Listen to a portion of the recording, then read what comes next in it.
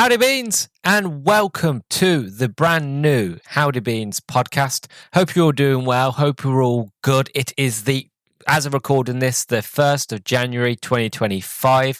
Thank you all for coming back to the podcast. To be honest, by the time this episode comes out, it will most likely be the 11th of January, but still, thank you all for coming back. It is 2025. It is the world of tomorrow. It's the future.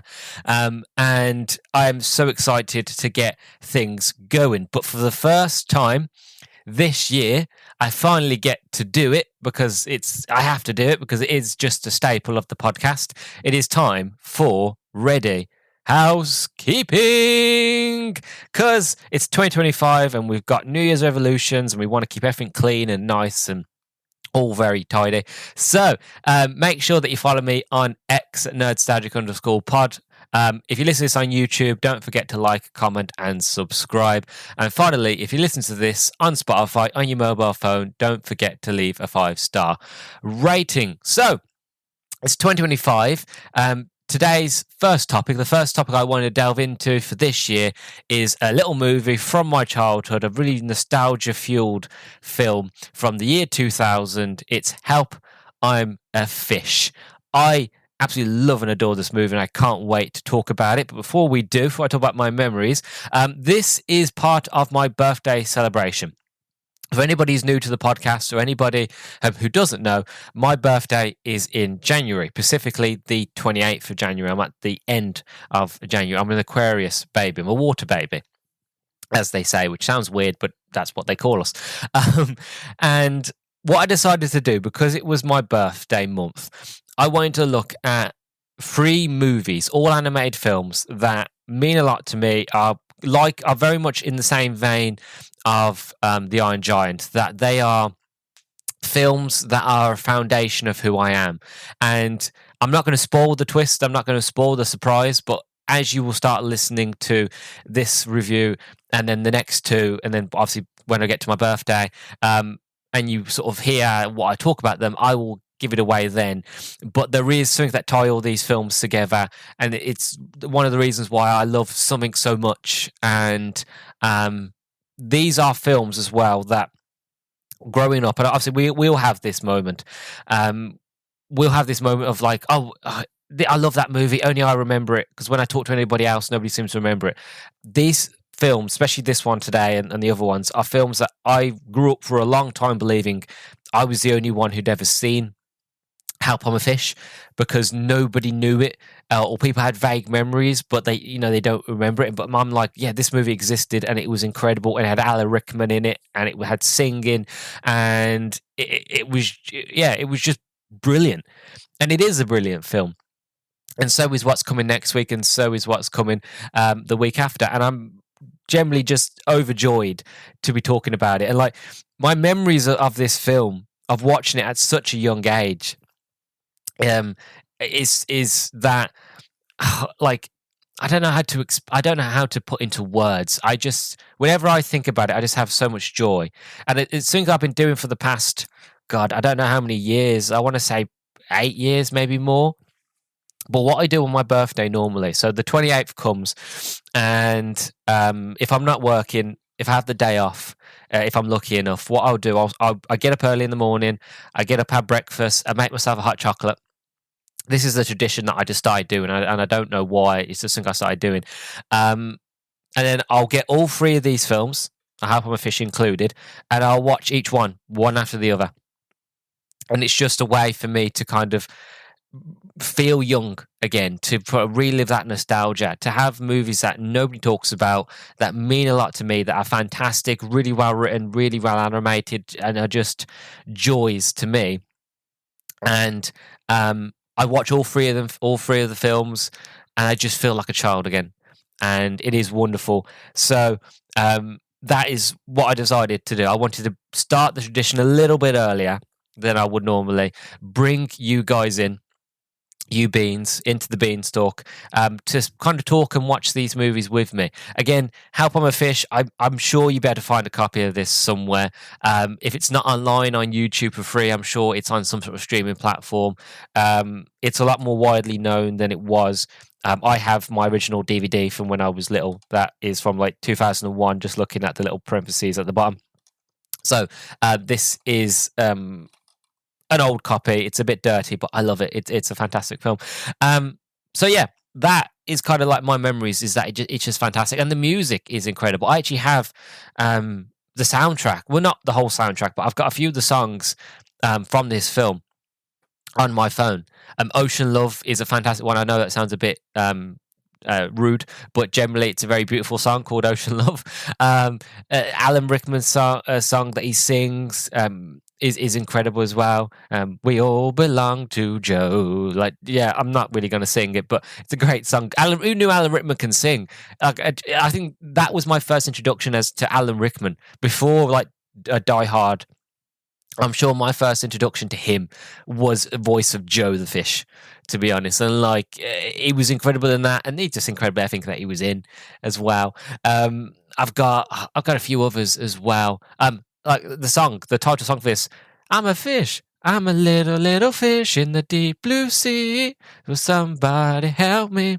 Yeah, like he's got so many catchy songs in it. Like we'll get into it as we get into the actual review, but like there are so many memories, and like I'm just sitting here now, got a huge grin on my face like a Cheshire cat, knowing that I get to watch this movie, I get to talk about this movie, I get to share this film with you all. It is just a joy. So I am very much excited. Anyway, on to sort of the synopsis. So on the front of the DVD, I love this tagline. It's a cheesy tagline, but again, it was the early 2000s. It was the 2000s, to be honest. It's called A Potion, Put Them in the Ocean. Help I'm a Fish, featuring the voices of Alan Rickman and Terry Jones. If I turn it back, this is also something I wanted to do for 2025 for the podcast as well. I usually use IMDb for the synopsis. It's hit and miss with IMDb. Sometimes it's great, sometimes it's not. But what I wanted to do is that if I actually own the film on DVD or whatever, I want to read the blurb on the back of the DVD because it's just usually very much better. And that's what I've got today. So on the back, it goes, this delightfully animated feature film tells the story of three children, Fry, Stella, and Chuck, who go on a fishing trip but get caught up in a thrilling underwater adventure. Stumbling upon Professor McCrill's mysterious laboratory, little Stella accidentally drinks a potion that turns her into a starfish. Fly and Chuck realise that the only way to save her is to turn themselves into fish and search for her in the ocean. However, there is a problem. They only have 48 hours to find Stella and get the antidote, or they will remain fish forever. Follow Fly, Chuck, and Stella's enchanting undersea adventure in this beautifully animated feature that is packed with lots of fun and delightful songs and amazing adventures. And it has sweet and entertaining from the mirror, and that you've got kids of 4 to 40 will love it by the times. Also, I wanted to add this little bit in because I'm a nerd. I miss extra features on DVDs. I think I did this last year when I did a bit of a soapbox when I talked about special features that used to get before Blu-ray. But I love that, like these original ones, that you got all these special features. Like you got animated and scored menus, scene access, American theatre trailer, UK theatre trailer, hit single by Little Trees music video, which I think is the Help I'm a Fish song, making of featurette, multi-angle scene comparisons, voice talent and crew filmographs, voice talent and crew video interviews, director statement, production notes, animated character profiles. I just miss when you got those special features. And I'll be honest with you, I actually haven't watched the special features on this DVD, so maybe I've got to do that before I do my review. Maybe that will help. But yeah, I absolutely love and adore this film. As for the production, it's a bit of a difficult one. I couldn't find a lot on the production of this movie, mainly because, and as I'll get into in the production, it was shared by multiple companies. This is a Dutch film. But it was a film that was animated and shared between like Germany and Ireland. And I'll get into it, but it's a very strange to find details. So I've tried my best to get as much details as I can. There's not a lot so there won't be a lot here, but I try my best. So, How I'm a Fish, also known as a fishtail in the US, is a 2000 English language, Danish, German, Irish, traditionally animated science fantasy musical film directed by Michael Hegner, Stefan Fieldmark, and Greg Manwarning. Great name, Manwarning.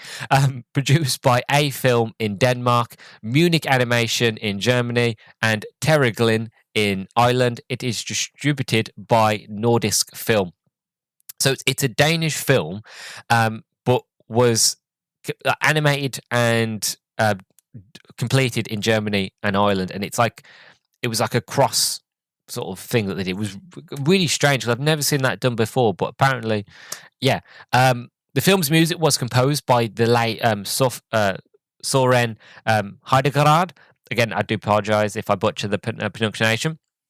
It is produced by Anders Mashrup and Russell Boland, with screenplay from Stefan Fieldmark, Kirsten Killerich, John Steffers Olston, and Tracy J. Brown. It stars the voices of Alan Rickman, Terry Jones, and Aaron Paul from Breaking Bad fame. Before he was famous from Breaking Bad, he did a lot of voice. He still does voice work, but he did voice work in one of his first acting roles. And one thing that I love about this film as well, and I implore people to look at this. So there was a lot of international versions of this movie, and obviously, like I said, mentioned in America, it was done under a different name. It was done a fishtail in America, but in a lot of other places, it kept the name Help I'm a Fish. And I implore you, for your own entertainment, to go out and look at the different versions of the logo. So in some countries, it was just Help I'm a Fish, just text. But what they did for this film is that they tried to fit Help I'm a Fish into... The logo looks like a fish, and it's really well done, and they use the exclamation mark like an eyeball, right? But if you look at other countries, how smart and clever they had to get, like obviously other languages apart from English, it's all different. Trying to fit other people's languages into a face of a fish, and depending on the language, the fish is a different shape, but it's still a fish, and it just looks really, really cool. And I implore you to look at it, because it is a fascinating look into sort of graphic design and how things like posters and that are made, and very, very fascinating. I got a good sort of 20-30 minutes just looking at all the different, same logo, different text, but some of them were different, some of them were not. Also, the American cover is absolutely vile. Again, look up the English cover of this. I can't really show you, it's a podcast, but the English cover, it's fantastic. It shows the animation style. It shows everything that's in the movie. You see Alan Rickman's character. You see a giant shark in the background. You've got Help I'm a Fish logo. You've got Fry, Chuck, and Stella all on the front cover, as well as the fish that they turn into. Chuck turns into a jellyfish. Fly turns into a Californian flyfish, and Stella turns into a starfish. And you've got everything you need on the front cover to us. It's very inviting.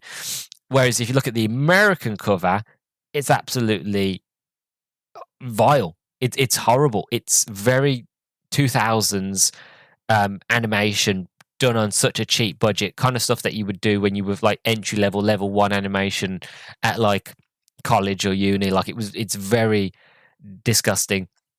And no wonder the movie probably didn't do very well, or was known very well in America, because it literally just has, it looks like a ripoff of Finding Nemo, to be honest. It's got Alan Rickman, a fish tail, and then really horribly modelled fish, and it's just disgusting. Maybe I'll share it on my Twitter when I get round to announcing this episode coming. It's absolutely vile. It is murder fuel completely. But yeah, that is all I have to say, to be honest. I do really generally love this film. It is up there with The Iron Giant of just being a fantastically beautiful and wonderful movie. Like I think I had this on video, and then we got it on DVD, and the DVD that I just read off is the DVD I've had since I'm little, and I'm surprised, if you want the honest truth, that it still works, because I watched the hell out of it, my sister watched the hell out of it, my little brother watched the hell out of it, and it's scratched to hell, but it works still perfectly. But yeah, wonderful movie, and I'm so excited to talk about it. So, without further ado, I'm going to start my waffling, and we're just going to get into it. So, without further ado, let's get into Help, I'm a Fish.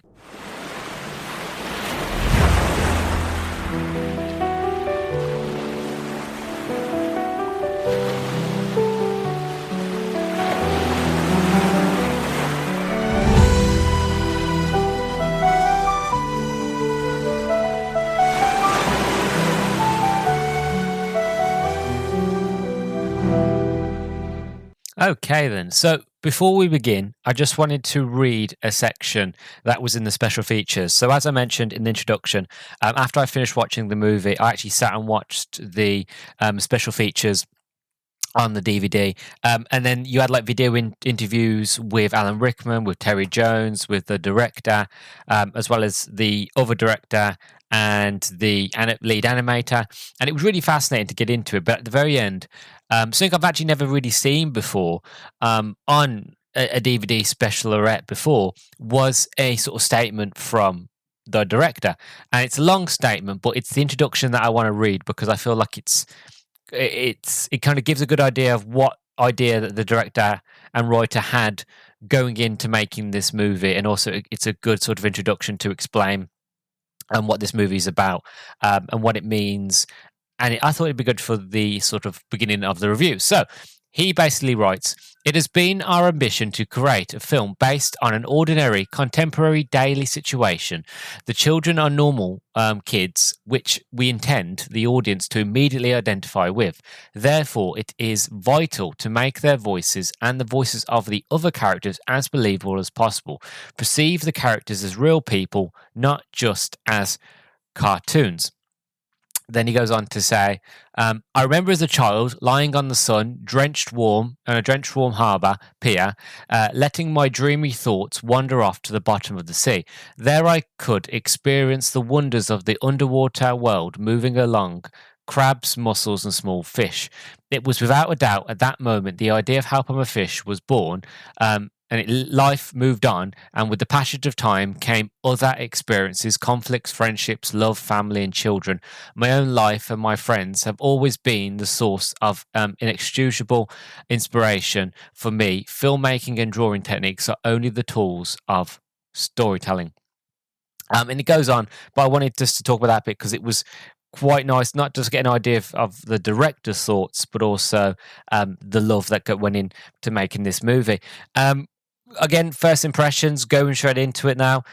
I love this movie. Of course I do. You would be surprised if I did that whole introduction and went, oh, this movie's pants. It wouldn't make no sense, would it? Of course I'm going to love it. Of course I'm going to enjoy it. It's a movie that I watch every single year on my birthday. I never miss it. You've got Iron Giant, this, and you've got two other movies that I can't mention because I'll ruin it because they're surprises. But it's Iron Giant and this, and then two others, and I just have to watch them because they ground me. And as soon as this movie starts with this beautiful underwater sequence, and you've got the song "Ocean Love" that is just gorgeous, and it basically goes, "Come take my hand, why don't you jump with me deep into the great unknown, a fantasy, an ocean to explore where no one's gone before. See the coral reef beyond belief, ooh, deep in the sea. I'll show you what I'm dreaming of." It's a beautiful song, and I'm not going to apologize for my singing. I'm just going to move quickly on.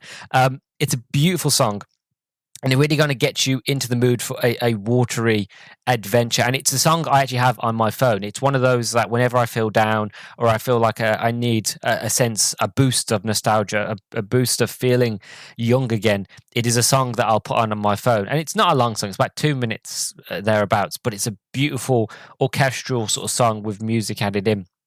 And it's a great introduction. As soon as that's done, then you're straight into this adventure with these kids. You get to meet all the kids, and then you're off. And it's so good and so well done.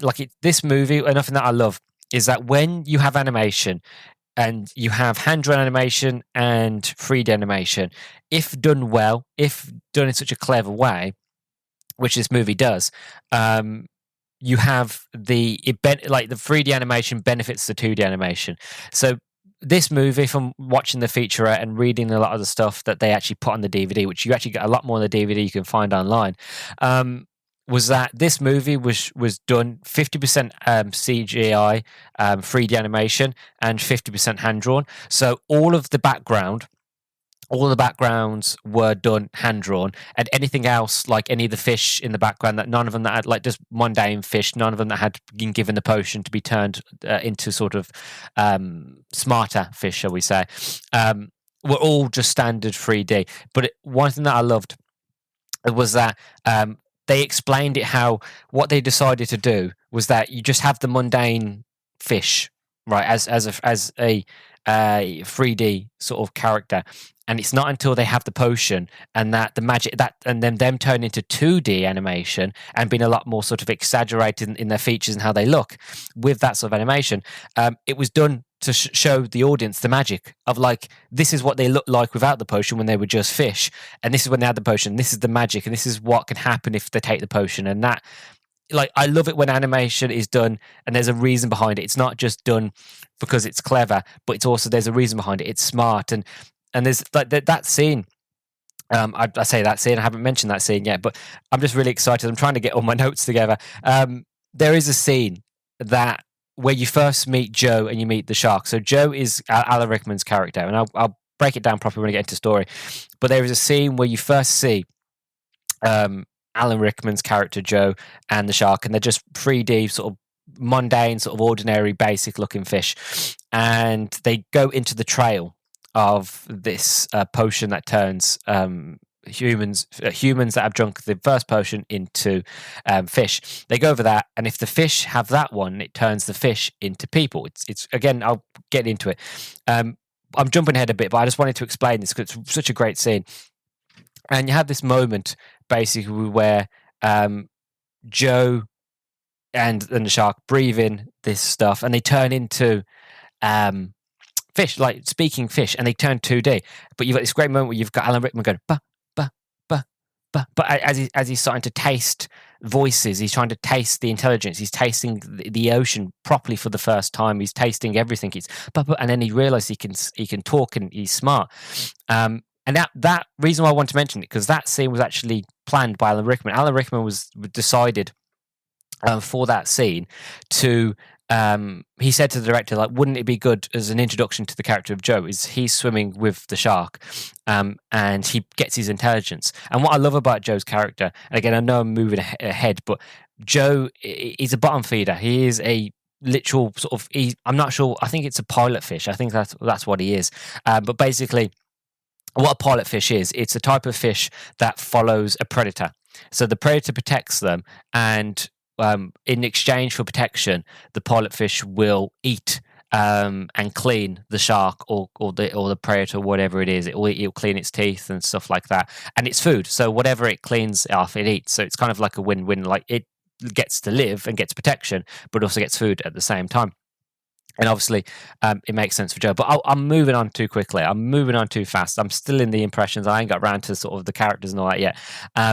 But yeah, the whole idea and concept of this movie, that you get a bunch of kids, they meet a mad scientist, he invents a potion that turns humans into fish, and the kids drink it because they're kids, and they go on this watery adventure. It's just beautiful, and you get lost in this whole adventure, and it's one of those that from the beginning to the end, I am just enraptured. I am just drawn in. I've got such a huge sort of Cheshire grin on my face because I'm going on this adventure once again. It's an adventure I've been on hundreds and thousands of times, but it's just beautiful. And it's funny, this movie was made in 2000. It does feel like a 2000s movie. There are many times when the animation and the 2D animation doesn't look that good. It looks a bit rough, but you know what? As soon as they get under the water and they get into the ocean, you completely lose all of that. And the storytelling and the character development and the cinematography and the way the angles and shots and the edits is so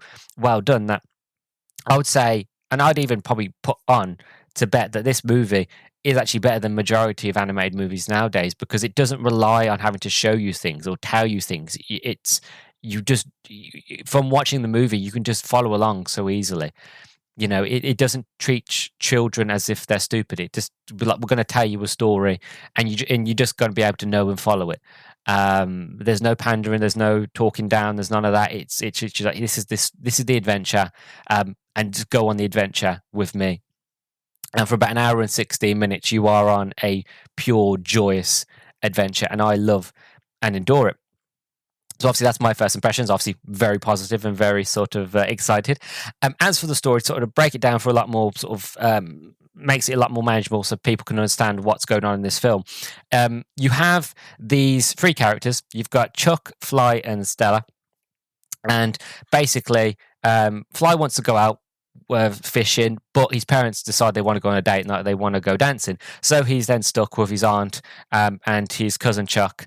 But he basically goes, well, I don't want to stay in. The auntie falls asleep, so they sneak out. They take Chuck with them. They go fishing. Problem is, they go fishing for a bit too long, and the tide comes in, and they find themselves in a cave. I'm jumping ahead a little bits here and there, trying to kind of keep it moving, but they find themselves in a cave, and they find this weird ship which got all these pipes coming in and out of it, and they work their way into this ship, and they meet Dr. P.H. McCrill, and he's a marine biologist. And when they meet him, he basically explains to them that he's invented this potion to turn people into fish, because he believes in the turn of this coming century, the 2000s, that the temperature of the world will heat up, and that the north and south polar ice caps will melt, flooding a lot of the world, which means all habitable animal life and habitable sort of plant life will die, and that we will be stuck. And to be honest, it's very forward thinking. It's quite clever, because here in 2025, as they're recording this now, that is something that we've been worrying about for years, and it was something that was talked about back then, but wasn't taken very seriously.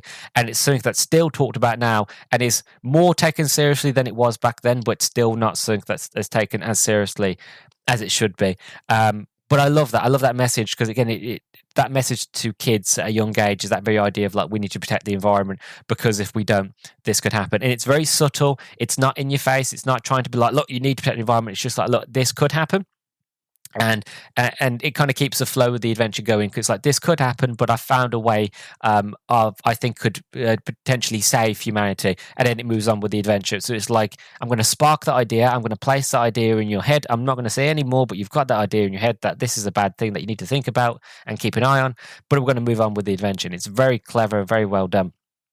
And get this potion, and he basically, because he's a bit of a mad scientist, he can't remember it, he makes this this song up so we can remember it, and it's a wonderful song. It's a very fun song. It's a very silly song where I can't remember. It's funny. I've watched this film loads of times. I can't remember it word for word, but it basically goes, as the song goes on, it lists everything that you need to make the fish potion. You need fish eggs, you need some sea anemones from the bottom of the ocean, you need that glowy thing from an anglerfish, you need one of them, you need some squid ink. I'm trying to remember what else, because I'm trying to remember the words of the song, because I was going to sing it, but I can't remember the full words of the song. Basically, you need a few extra things. And then if you add all these things together, you can make a fish potion, and you eat it or drink it, and you get turned into a fish.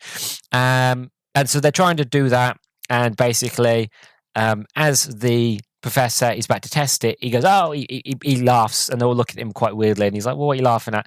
And he's like, oh, I just forgot, like, if I take this potion, how I'm going to be turned back into a human. So he says, like, I made this antidote that if you take this, it will turn you back into a human straight away.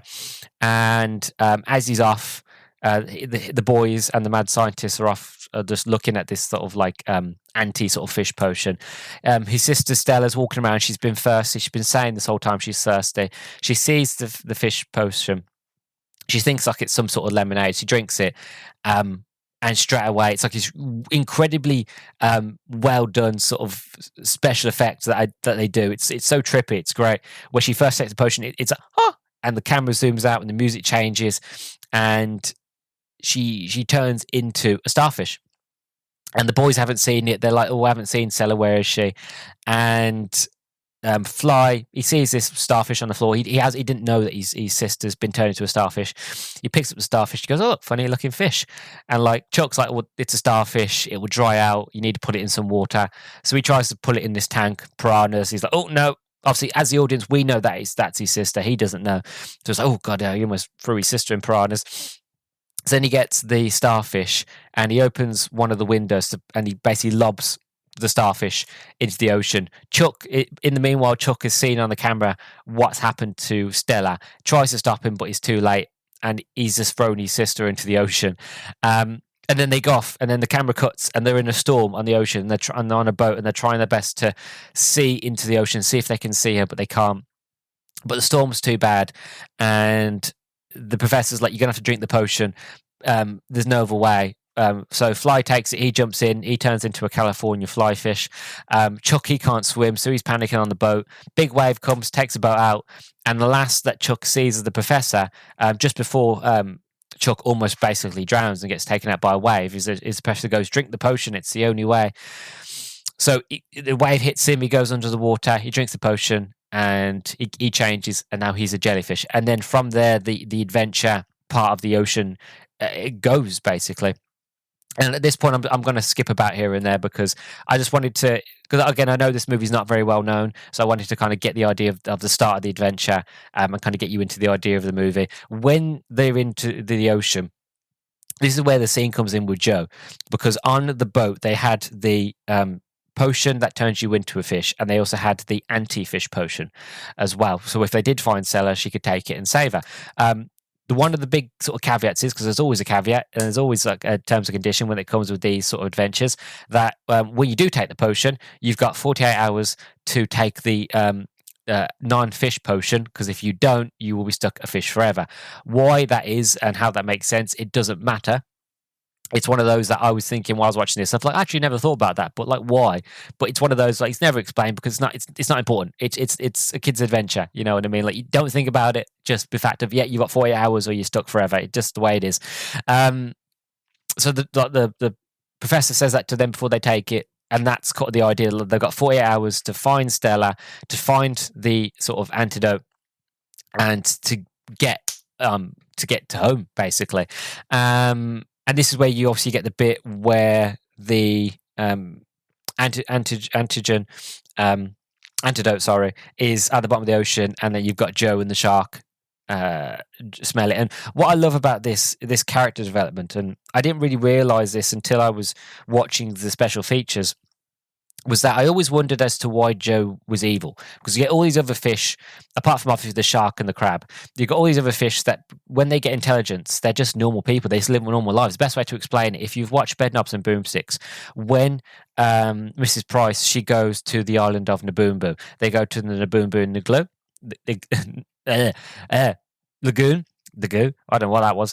But when they're in the lagoon, it's obviously all hand-drawn animation, but all the fish are just having top hats and they're living normal lives. And that's what happens when Joe gives these antigen to all these other people.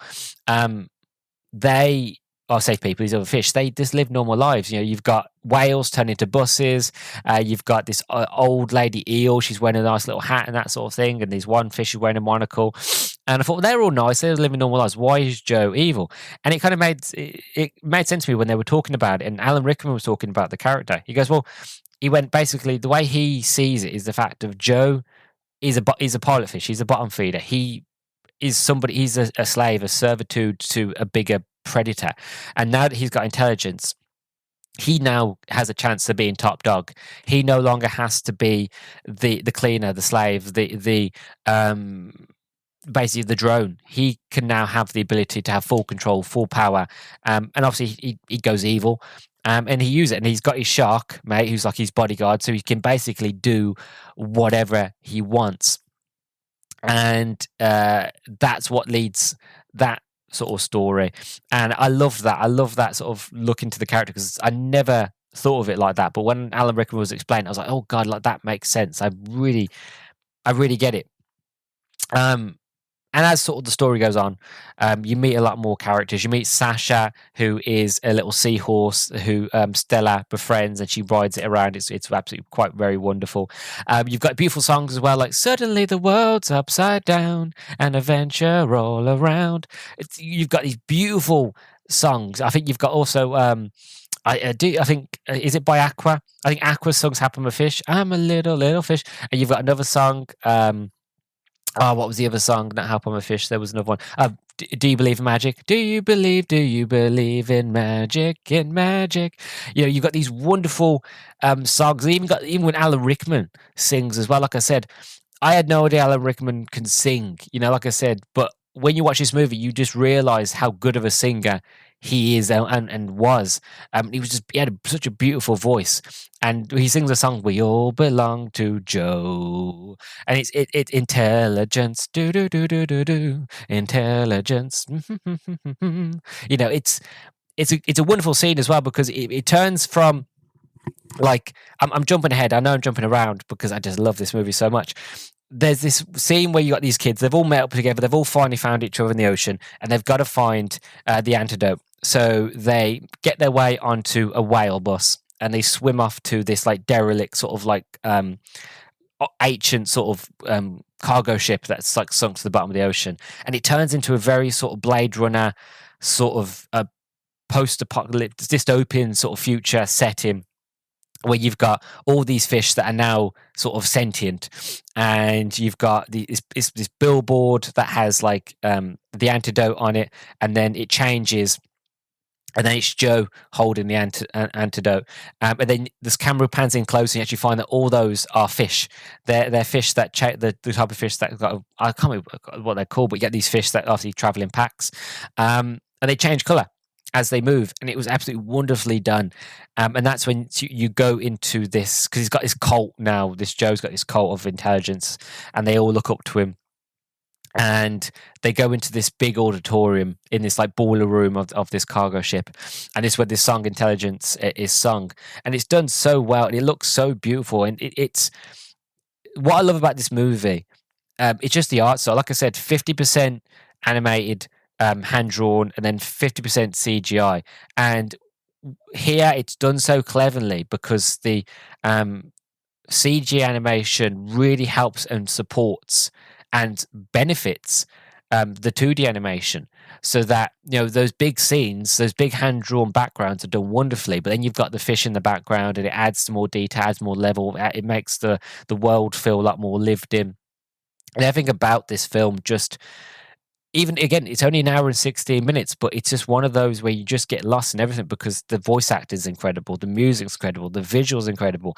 Like they just don't make movies like this anymore, and it's such a shame. It really, really is. The story's great. The story's top notch. The story, like I said, it's only a short film, really. Like I said, it's an hour and 16 minutes. It's not a long film, but it's still one of those that just goes by so quickly, but has so many sort of great adventure moments, so many moments of laughter, so many moments of fear. Obviously, I know this film's quite probably well known for those that have watched it for the ending of the film, where basically for the whole idea, you had this thing where Joe is getting half his own supply, basically. Like, he wants to get more intelligent. He's now craving this idea of intelligence. So he's taking more antidote, and as he's taking more antidote, he's getting more evolved. His brain, he's getting a lot more bigger, a lot more muscular. His brain's getting bigger.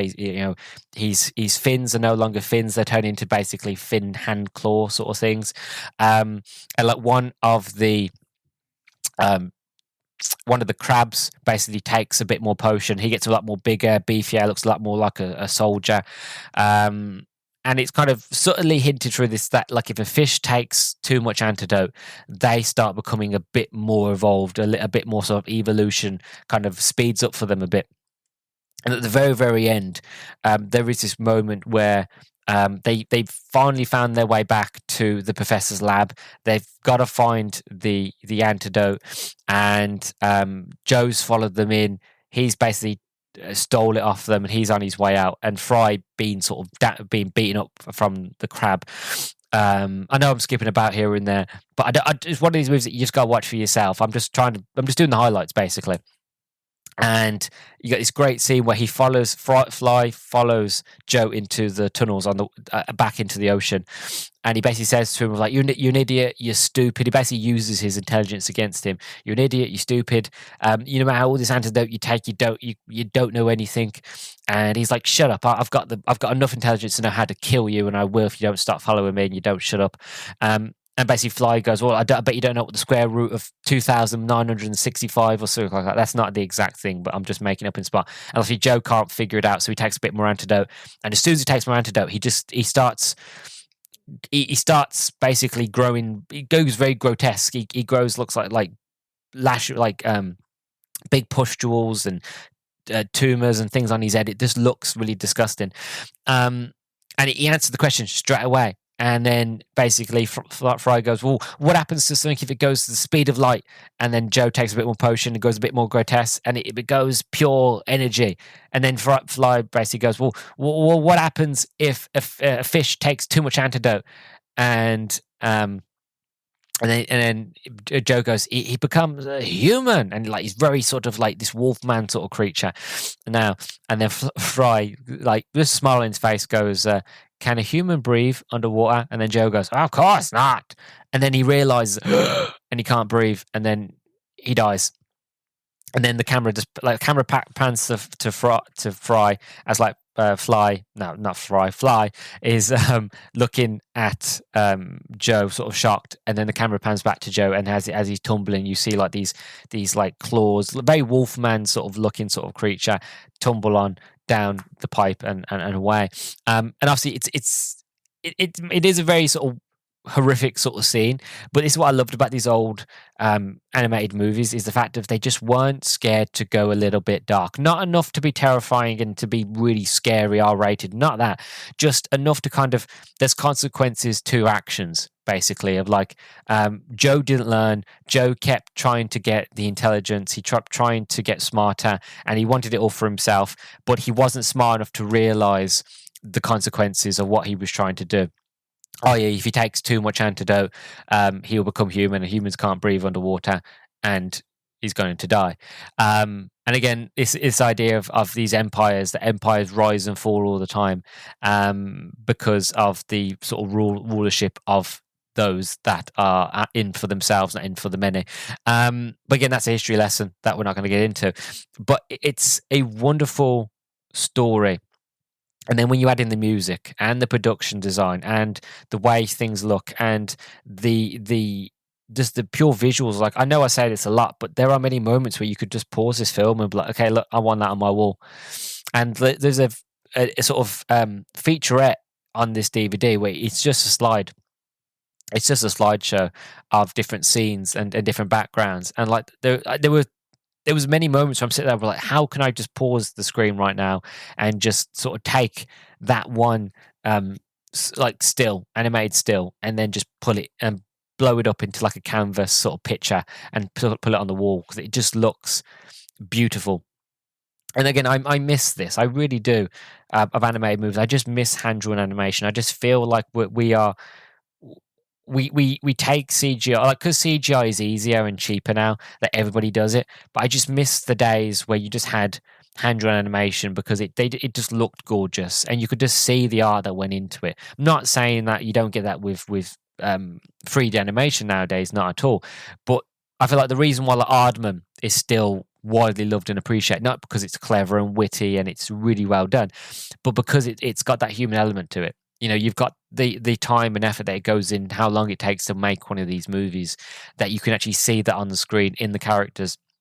And that's how I feel with hand drawn. It's like, yes, these movies took a bit longer to make than possibly a 3D animated movie, but what you got at the end of it was just work of art, because it was art and it is art. And it was just flawless. And yeah, there were just many moments of this film I was just like, beautiful, gorgeous, lovely. I'm enthralled, you know.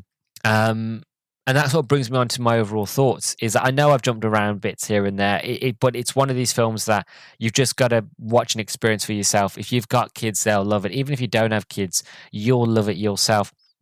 Alan Rickman's incredible. Terry Jones, who plays the professor, he's incredible as well. All the other voice cast are great. The child actors who do the voices are absolutely brilliant. Yeah, you just get lost. You get lost in the adventure. And there were many moments when I was younger watching this where I was like, I wish I could have that fish potion where I could just turn into a fish and go into the ocean and explore. Because this is the thing. We know more about the surface of the moon than we do our own oceans. And there's probably so much of the ocean that we could explore. And then growing up and reading books like 20,000 Leagues Under the Sea, and like Captain Nemo being one of my favorite sort of literature sort of characters of all time. And then watching movies like Finding Nemo and things like that.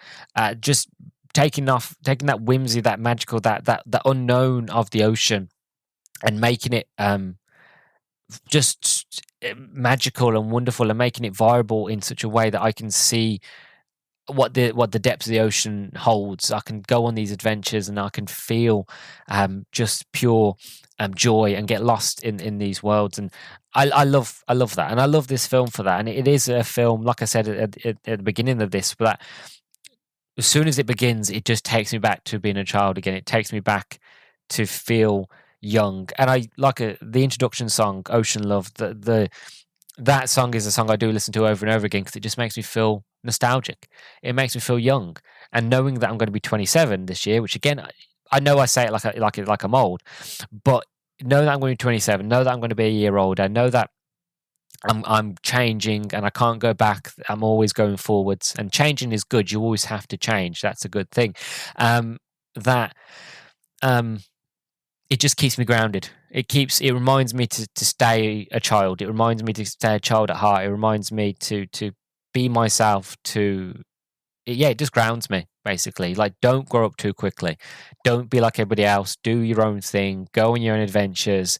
Live life, and just be you. Because being you is the best possible thing you can be. And for me, that's what I want. I just want to stay a child at heart as much as I can, really. I want to be like Robin Williams. I want to stay young and joyous and happy till the end, And yeah, this movie is just wonderful. I really do recommend it to everybody and anybody to check it out and give it a watch if you can find it. I'm sure it's online somewhere, or you can probably find it on YouTube. The full movie. As for sort of a bit of trivia, so although originally released in the year 2000, the film was redubbed for English audiences and released in 2006 with new packaging to capitalize on Shark Tale, which came out in 2004. Not a big fan of Shark Tale, to be honest. Animator Mark Flood credits this film with helping him achieve some of the success that he has had in his animation career. When looking up this film one day, he read that it had won a prize at the Chicago International Children's Film Festival, prompting him to take a look. And several months later, his film, The Freak Next Door from 2012, was accepted and screened at the festival after he submitted it upon reading about it.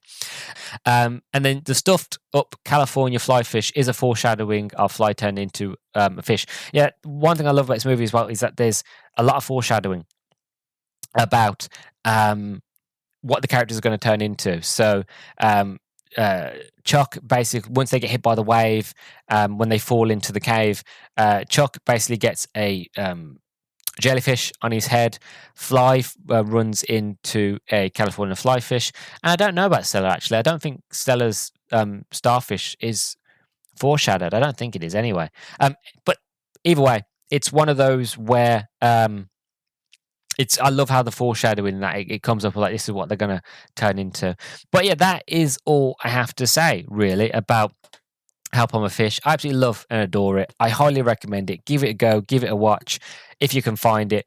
It is a joyous adventure, and yeah, I think your kids will love it. So that has been my review of Help I'm a Fish. Next week is another nostalgia animated trip for me. I don't know if you're starting to get the idea of the... Well, you probably won't at this point, but by next week, you'll probably be able to get an idea of what this theme is that I'm hinting at.